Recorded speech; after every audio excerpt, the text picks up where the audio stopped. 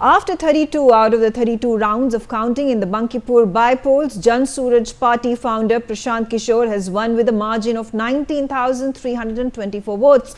Meanwhile, BJP's Neeraj Kumar has lost with garnering a total of 44,827 votes only in the by-polls. I'm being joined by my reporter. And before actually I bring in my reporter, I am getting information that Jan Suraj Party chief Prashant Kishore is on the verge of... Alright, we know that Prashant Kishore has already won the election. I'm being joined by my reporter. Ritesh is on the telecast with me. Ritesh, an environment of jubilation with Prashant Kishore winning his maiden election, the by-polls. Has there been any statement that has been released by him?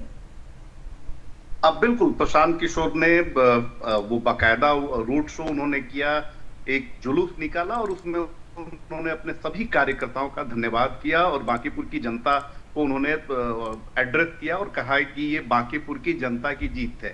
इसके साथ उन्होंने ये भी कहा कि जिन लोगों ने मुझे वोट नहीं किया है मैं उन्हें भी धन्यवाद करता हूं और उम्मीद है कि अगली बार मैं आपके उम्मीदों पर खरा उतरूं और आप मुझे वोट दें। इसके अलावा उन्होंने बिहार के मुख्यमंत्री सम्राट चौधरी के ऊपर भी निशाना साधा और कहा कि अब बिहार की असल पॉलिटिक्स की शुरुआत हो रही है। जाहिर सी बात है कि बांकीपुर वो सीट है जहां 1995 से लेकर 2025 तक बीजेपी को छोड़कर दूसरी किसी भी पार्टी का खाता नहीं खुला।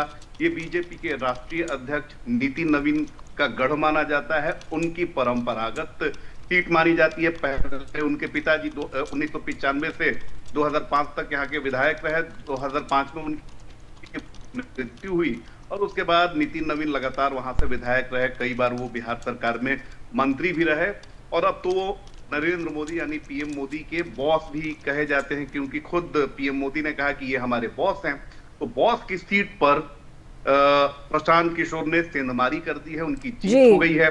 और सबसे बड़ी बात है कि जिस सीट को लेकर बीजेपी इतनी ज्यादा कॉन्फिडेंट थी कि उसका मानना था कि यहां तो किसी का खाता खुल ही नहीं सकता है, वो भी बीजेपी के राष्ट्रीय अध्यक्ष की जो सीट है वहां पर अगर बीजेपी की हार होती है तो इसके कई सारे मायने हैं और इसका असर आने वाले फ्यूचर के पॉलिटिक्स पर जरूर देखने को मिलेगा। क्योंकि बीजेपी भले ही कुछ बोले कि चुनाव में हार जीत लगी रहती है, लेकिन बीजेपी अंदर तक हिल चुकी है कि जो सीट हमारे राष्ट्रीय अध्यक्ष से जुड़ी हुई है वहां पर उसकी करारी हार हुई है। रितेश,